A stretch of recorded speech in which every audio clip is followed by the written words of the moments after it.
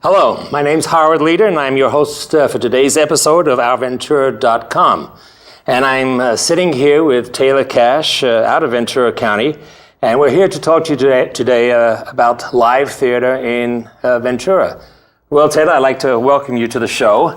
Pleasure to be here. And before we get started, why don't you tell the audience a little bit about yourself? Well, I'm been involved in the theater since, as a child. I did community theater, high school theater. My mother was a professional usher, a professional volunteer usher in San Francisco. So she would always drag me along when I was a kid. We'd go to the Gary Theater and we'd go to ACT and when William Ball had it up there. And I was always able to get in there and watch shows. I went off to college, actually. How I got involved as an actor is I went off to college to be an artist. I had always, that was another hobby my mother had, was to be an artist, but she bought all the work, and when I was about 9, she decided to give it up, so I took her oil paints and canvases and started messing around, and I fell in love with painting. That was my first goal in my life. That's what I wanted to do. I went to college, to art school, and my professor after the first year said, "You should move to New York. You could make a living. You should, you're wasting your time here." And I said, "Oh, okay, good." Well, this is the mid-'70s, and I moved to New York City thinking I'm gonna set the world on fire. I moved into Hell's Kitchen, 55th and 10th, and when everybody in that town, they could spit on a canvas and sell it, I couldn't sell anything, not a thing, and didn't quite work out like I had planned. A friend of mine was a production designer. He was an artist friend, got a job in a national touring company to design the production. It was just an easy, light show, and he said, "You should audition for it." And that was your beginning in theater. Beginning, yeah. And I guess from what I understand, that theater's actually runs in the family. Your son, who was supposed to be here today, and on the sad part, he's not, but there's a good reason that he's not. Why don't you tell our folks that are watching who your son is and why he's not here and what he does really? Oh, well, yeah, all of my children with the exception of 2. I have 6 children. 2 of them are, one is going off to Cal Berkeley next year, and then I have a daughter that is a nurse in Arizona. All the other ones are in showbiz. My oldest son, Max, is an actor. Cody, who was supposed to be here today and join in on this interview, is an actor. He's been on Desperate Housewives for many years. From the beginning season, he was on for the first 4, and then he left for a couple, and then he came back again this year. And the reason he's not here today is? He's doing the new Bonnie and Clyde movie. So he had a wardrobe and all of that. It's the rewrite. It's not a remake of the original. Well, that's exciting. That's got to be really exciting about you. Well, talking about theater, as hopefully our audience knows, we have several theaters here in Ventura County, and you have a theater troupe that you call the Flying H Group. Correct. And how did you come up with that name? Well, it really, my wife and I, we had the children in Venice. We were living in Venice, and I was grinding along, trying to be an actor and doing the thing, and I had bought this home. Prices went up. I had 2 small boys at that time. I said, I'm not going to raise them in Venice, so sold the house, moved to Ojai, and I leased this 2,700-acre ranch up in the upper Ojai. It was a very good deal, and I grew hay, and I had some horses and sheep. And it was called the Flying H Ranch. And when we decided that we were going to do a theater company, I had one in San Francisco, which is how I met my wife. We called it the Flying H Group. And that name is stuck with it. Yeah, we did it for quite some time, and then we shut down. My 2 sons were very busy in the business, and my oldest daughter works for George Lucas. Everybody just kind of split up. And then I started coaching, and I went to Australia and coached a series down there for the BBC called Out There. And I see. Now we're back. And now Santa Paula, which is one of our theaters here in Ventura County, you are currently on stage in what play? Buried Child by my all-time favorite playwright, Sam Shepard. And I actually saw that play, and let me compliment you on the performances of all the actors. It was just a dynamite play. Thank you. And what's your next project that you have going? Ladies at the Alamo by Paul Zindel. Now this will be a Flying H production that will open in July. It's about 5 women in a community theater that has grown from a 230-seat house to a 1,200-seat house they ambush the artistic director, and they think she's a bit of a hack and want to get rid of her. And there's it's a very funny play, and but very smart. And all roles are open? All roles are open. Well, before all women, 5 women roles. Now, where do you get that nowadays? I don't know, but can I direct? No, I'm just kidding. Anyway, you got to see the women first. No. What I want to do is, before we end the interview, I want to get some information from you to give to our audience. So those ladies out there who have been on stage or would like to consider that'd be terrific. They all roles are open. Nothing has been cast. Nothing has been pre-cast. And I believe in that. That's great. I understand that you just directed a play that involved children. Mm-hmm. Now, I went to Caneo Players last weekend, and I saw a play called 12 Angry Men. What was the name of the play that you just directed? 12 Angry People. And who were the 12 Angry People? They were high school students. It's a literature and action program down in Simi Valley, run by the Actors Theater of Simi Valley. Jan Glassman had won a grant. Actors Repertoire, is it? I believe, yeah, it's Jan Glassman, and it's a wonderful program. And the kids were able to be in there. There was no cost to them. We rehearsed every day after school. I was doing it at the same time that I was doing Buried Child. It was a very stressful month.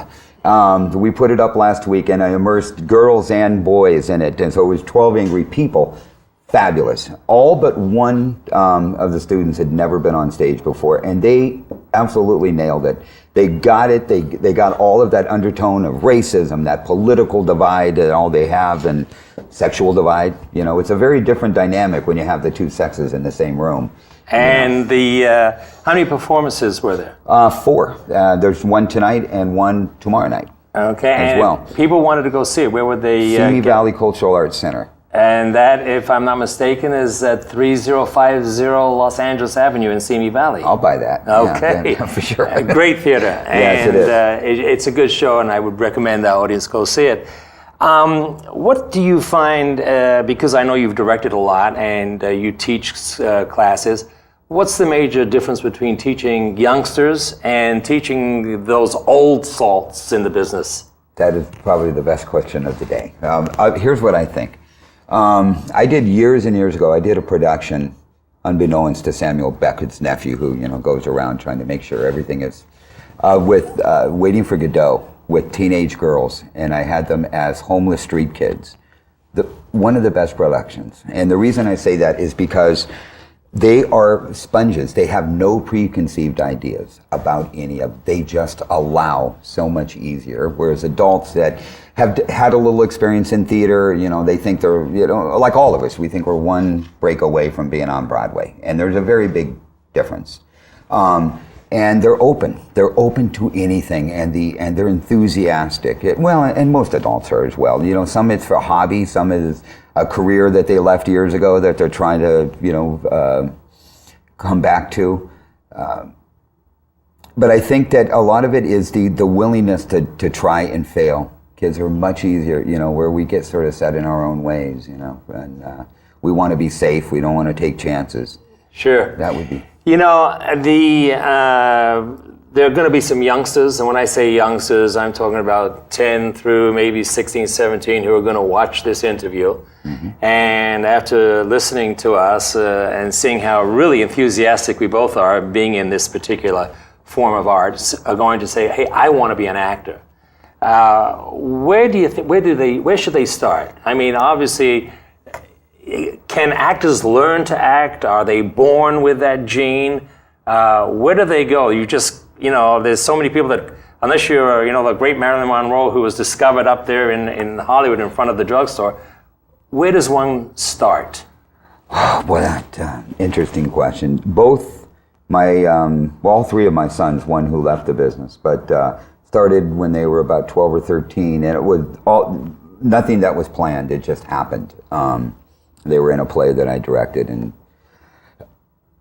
I think if a child really wants to do it, to get involved in every theater production they possibly can. I mean, it's a tremendous amount of work, as you know. A lot of dedication, a lot of rejection, a lot of behind the scenes before you're ever going to get on the stage, and really find out if that passion, because it has to burn.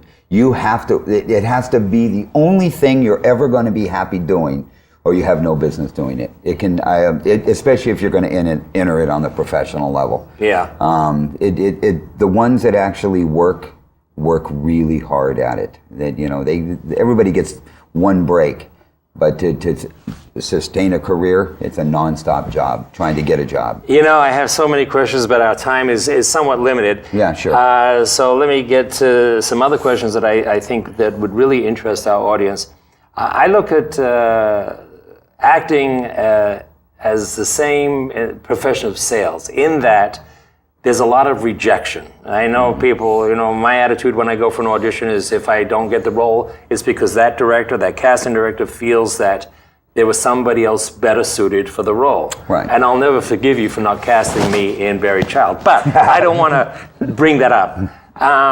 How do you suggest that, how do you handle rejection? What's your recommendation for these kids to handle rejection on a role that they really want? Well, it always hurts a little, as you know, even when you know you're wrong. They go, well, I could have done it. I think the way to handle it is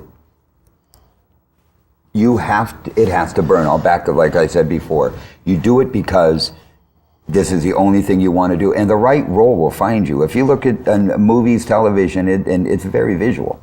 And I remember way back in the day when I was all on that grind, in and out every day. I could tell the minute I walked through the door before I even opened my mouth whether or not I was going to get that job. You know. Yeah. It's a visual medium, and in theater it's different, obviously, because we can certainly transform easier. But there is a lot of rejection, and it's got to burn, and you have to really want to do it.